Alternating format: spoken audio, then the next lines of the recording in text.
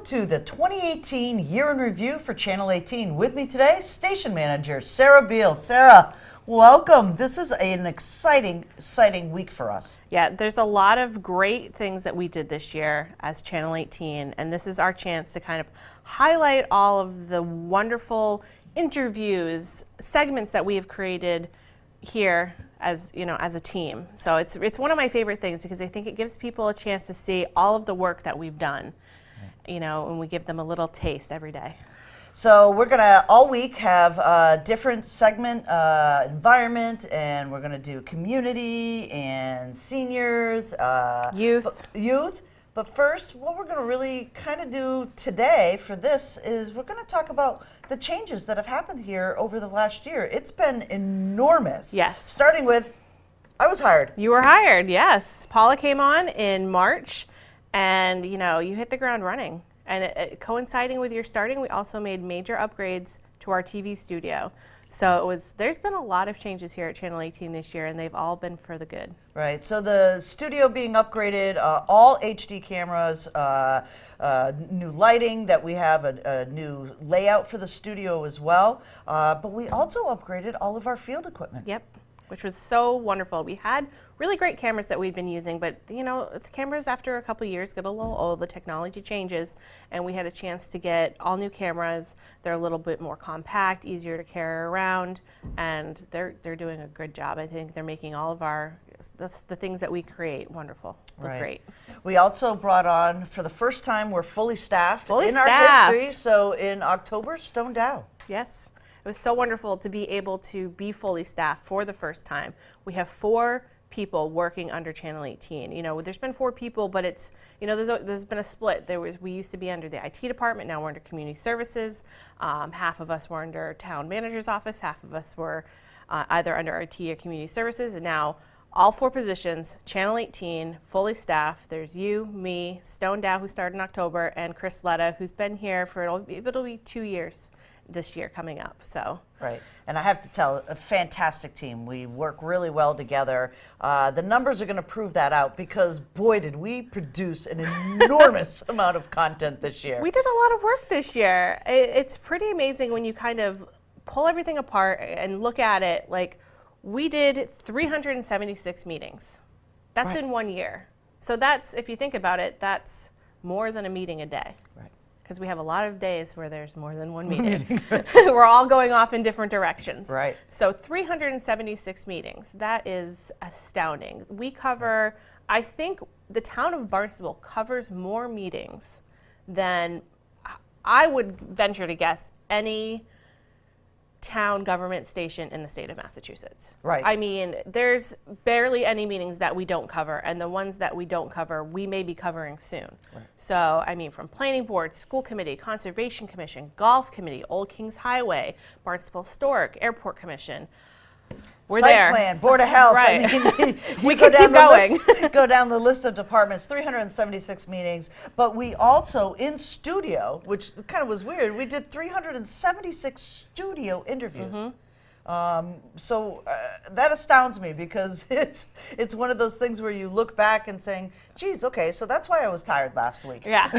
You do 4 interviews in one day, right, and that really take it out of you. But I mean, we're constantly, there's rarely a weekday that we're not in here recording an interview with someone. Right. Town Manager Mark Els, Cape Cod Chamber of Commerce. Right. We do interviews with people in the school department. I mean, we run the gamut. Right. If it's going on in the town of Barnstable and has to do with town government, we are talking to the players that are involved in all these things. Planning and Development Director Elizabeth Jenkins. I mean, we're here to give you all this information, and the numbers speak for themselves. 376 in-studio interviews. Right. That's not including all of the field segments that we've also produced, which is 250. That means that's anything that we didn't do right here in this TV studio. That is amazing. Yeah, and we went to the far reaches of all the corners of our towns for those segments on site. And maybe our viewers at home don't understand the amount of time that it takes to produce something outside of the studio. So not only was there 250 segments recorded outside on location, But the editing hours beyond that, that when we bring that footage back here and, folks have to edit that to get it into, we may take 30 hours of footage and edit it down to 2.5 minutes. Exactly. And it's such a process, and everyone here is a wonderful editor. We all do a great job of being able to take all that information that we get out in the field and turn it into these amazing pieces that we've put together. We've covered events like the Cape Cod Life Saving event that took place this year, luckily at Craigville Beach, right here, and Barnstable won, their division, like they usually do. So that, props to them. And there's so many other events that we've covered and programs. We've been to many of the libraries. We've covered things at the police station. We did a lip sync video with the police department. I mean, that's included in this list of field pieces that we've created. And there's a lot of work and effort that goes on. Right. So, kudos to the team here. The team, well over 1,000 pieces of content. We didn't actually add up the hours. It's a lot. But the amount of content to generate to produce a daily show is enormous. So, yay, high five. Yeah, good job. Go team. We did a really great job this year. But 2019, so, we're not going to stop. We're just going to keep going. 2019, what's on tap?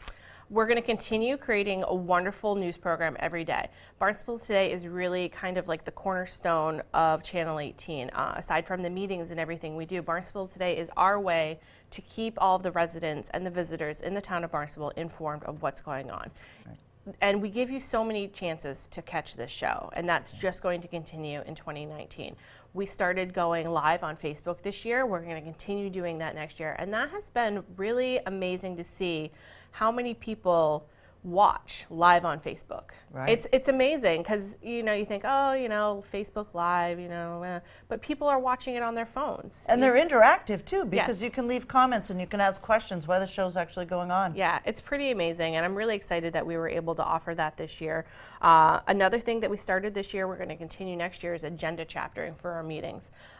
We started, there were some upgrades to some of our equipment that allowed us to begin doing that. So you may notice when you're going into our video on demand, you'll see the agenda listed, and you can go right to whatever the item is on the agenda, you can go right to that if that's what you're looking for. That way you don't have to search through, a 3-hour town council meeting looking for something in particular. You can find it just like that. Just like that. We're going to do more in-depth coverage, so we're going to start to do some series. So we're working on some school series for social and emotional learning. We're going to do a water quality, comprehensive water quality here in the town of Barnstable. There's so much happening around our water. We're going to give that information to the residents so they know the commitment that the town has for water quality. We're doing some series on mental health and the resources here in the town and how it affects public safety. We're going to do more on social media as well. So you can find us on Facebook, on Instagram, and YouTube. Our YouTube channel is very robust. And starting in 2019, Twitter. Yep. And you can find all of our social media. If you go to any single one of them, you can just search Barnstable Channel 18 and we'll come right up. Facebook, Instagram, YouTube, and like Paula said, Twitter in 2019, which is very exciting. It really is. And, having just been here a little under 8 months or so, 9 months, I have to say that working with this team has been probably one of my professional highlights. We work really, really well as a team, and we're all committed to making sure that our residents have the information that they need to make good decisions and to understand how their government works. I couldn't agree more. We're really lucky. Thank you so much to Chris and Stone, who are usually behind the cameras, and Paula bringing you on was, one of the best decisions this year for Channel 18, for sure. So thank you so much. Thank you, and thank your viewers, our viewers. I mean, you watch us, you give us that feedback of what you want. If you need to ever contact us, we have an email. Yep, Channel 18 requests at town.barnstable.ma.us. Email us anytime. You can, send us a message on Facebook or any of the social media, and we're really responsive and we'll get back to you. We want to make sure the residents and visitors here in the town of Barnstable are aware of everything that's going on. I don't want anyone to ever say, I didn't know about that. So, happy holidays and enjoy the year in review. Sure. The facade program has been off and on part of our CDBG grant program, and it is designed either for that same small businesses to apply for grant monies, facade improvement.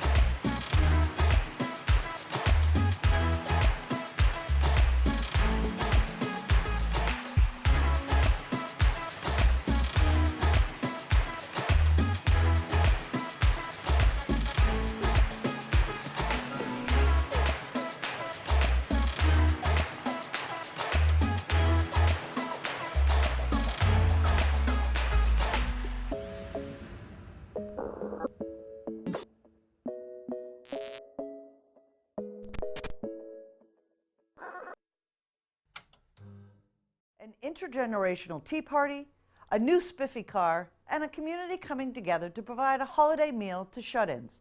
Channel 18 brought you the stories from our oldest residents. Enjoy the best of 2018 Senior Center. So in 2015, we had the opportunity through the town to lease an electric vehicle at a heavily discounted rate. There was a $7,500 rebate from the state DEP, as well as a $7,500 rebate from the dealer. And so we were able to engage into a 3-year lease for a Nissan Leaf electric vehicle for a total cost of about, it was less than $5,500, which we saw as a win-win, because what the electric vehicle allowed us to do was to reduce the overall costs of running the transportation program, given the fact that the handicapped accessible vans that we run are very heavy on fuel, and also with maintenance.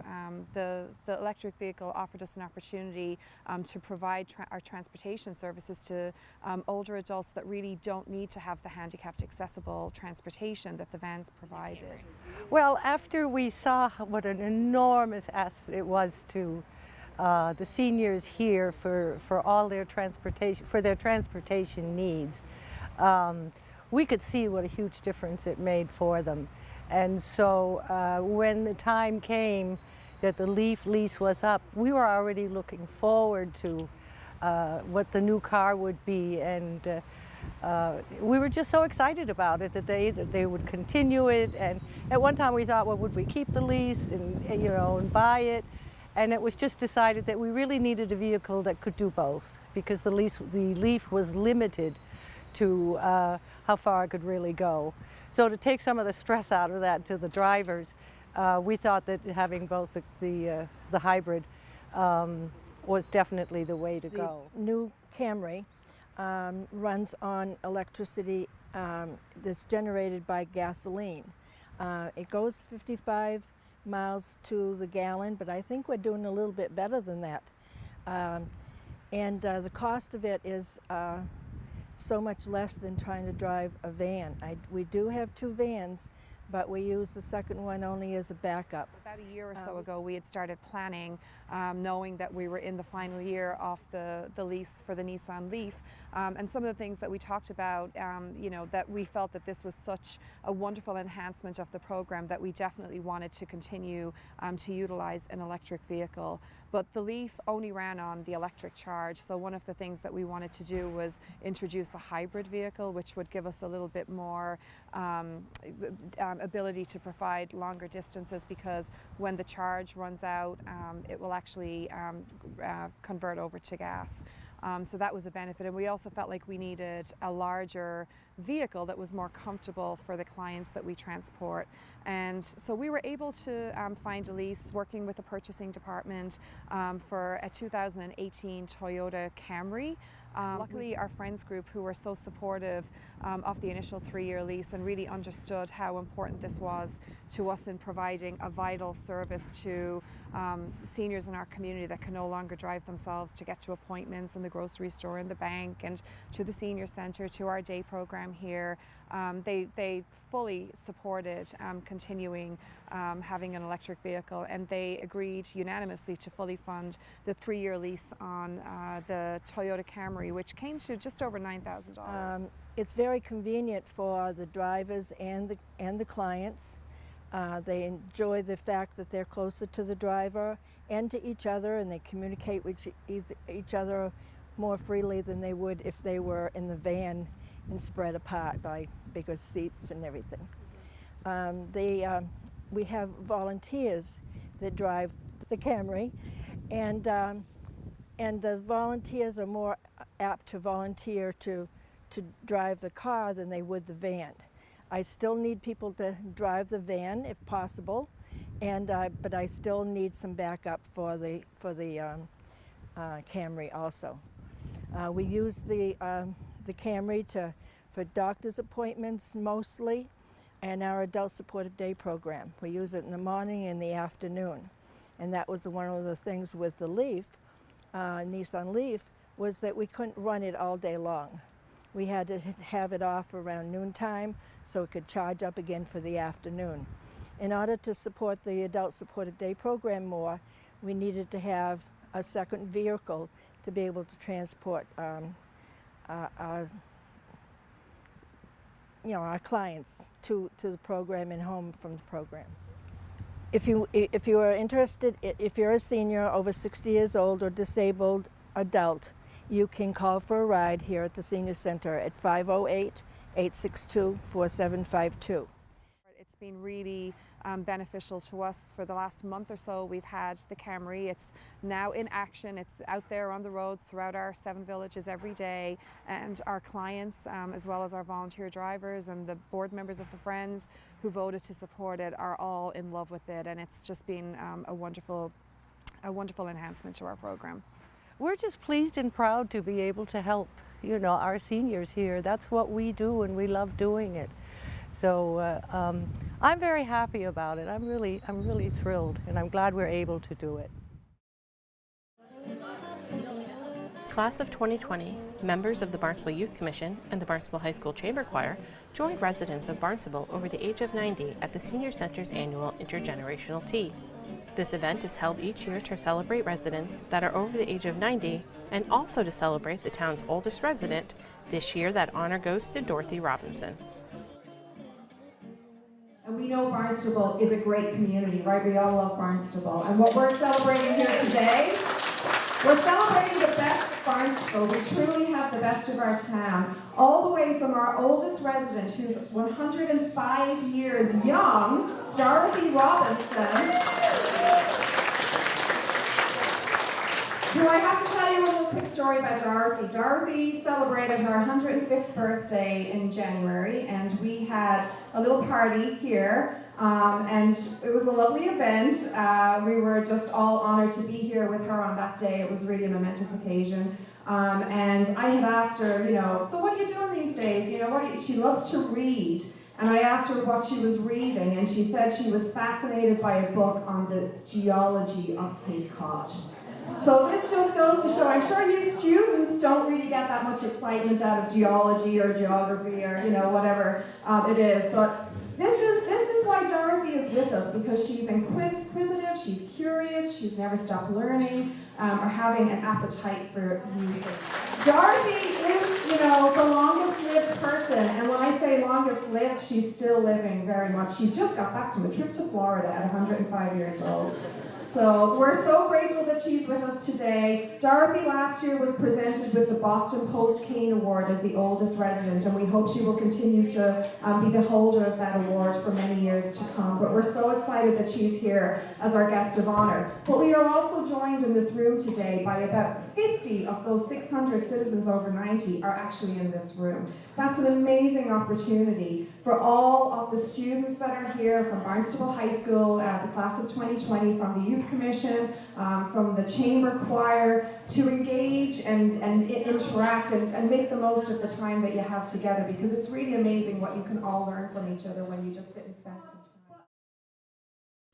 An intergenerational breakfast at the Barnstable Senior Center on Thursday brought together high school students and members of the greatest generation to reflect and discuss what Memorial Day means to them. Music provided by the Barnstable Intermediate School a cappella chorus inspired the audience, and a moving flag ceremony reminded all in attendance of the ultimate sacrifice some have made for our country.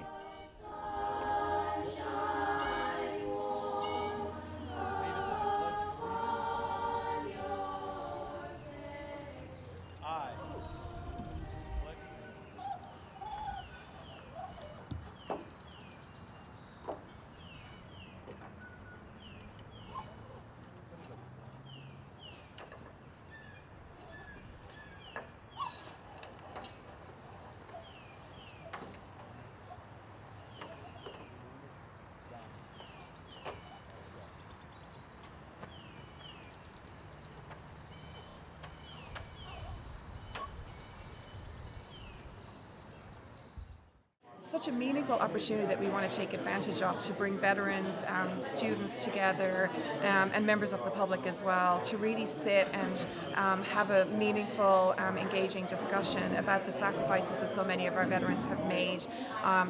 It's like the opportunity to have a living history lesson right at the Senior Centre. We get together with these veterans, and it's something they're not going to get in the history books. They're not going to find these stories anywhere posted.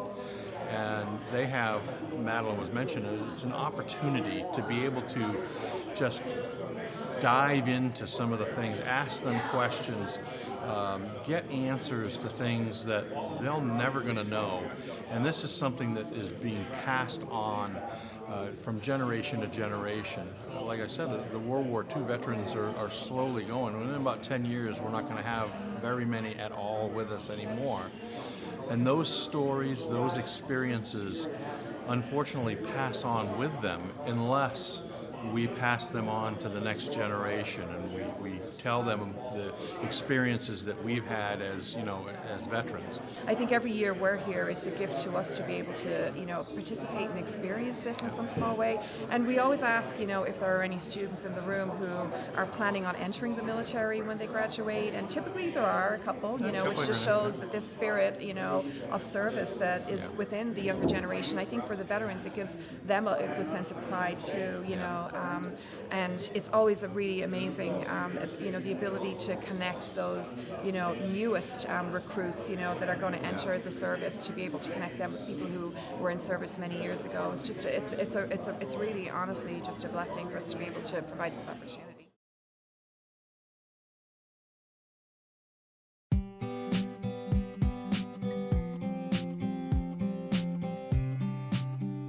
Well, I think I speak for all of us here, the staff and the volunteers at the Senior Centre, when I say that this truly is probably the most rewarding and gratifying event that we do each year. And it's something that we really genuinely look forward to. The opportunity for us to come together as a community here and prepare with great care and thought this wonderful, delicious Thanksgiving meal that we could not do without the support of our community. What does it take? It takes a whole lot of volunteers. It takes community involvement. We get funding from our Friends organization. We get funding from the Needy Fund. Centerville Pie cooks our pies. Coca-Cola offers apple juice. There's unbelievable amount of generosity through not only the businesses in the town of Barnstable and the Cape, but the volunteers. As you can hear the hubbub behind me, we have 6, 7 people that are just coming to prepare the food, to bag it, to section it. Then we also have another core of people that are coming and going to deliver the food to the homes of these people, of these seniors. The pictures that we have on our bags, the turkey pictures, I put those out in the lobby in July. And anybody who comes and sits and wants to kill time in our lobby, they grab the markers and they color pictures for us so that we have something to decorate the bags. So we really start this in July. The placemats, I put out the call to the Girl Scouts. Once they get back to school, the Girl Scout troops will do these wonderful placemats for us. We send out the notices of request. We do that in September. Cumberland Farms gives us 125 loaves of bread. So everybody not only gets a meal, they get bread for a sandwich for the next day, So it's a long process, but everybody is so generous and volunteer. It's really wonderful. I think it's huge. I mean, it really, it's people who are going to be by themselves. We don't ask too much about income. What we ask is, do you have someplace to go for Thanksgiving? Or are you cooking a meal? Are you able to cook a meal? And I think, it's visually sweet. It's lovely to see, and I'm sure we get a lot of smiles when people think about it. And I know that a lot of them do, because they call me the next year and say, can I do it again this year? So that's wonderful. Somebody remembers it. Somebody said, this person needs something to smile, So it's a great program. So there's so many different pieces and so many hands that have been involved in the creation of this. It's just a great day. Like, every day is a great day at the Senior Centre, but days like this are just notably special. We do this every year. We've been doing it for 16 years now. I just hope everybody has a wonderful holiday.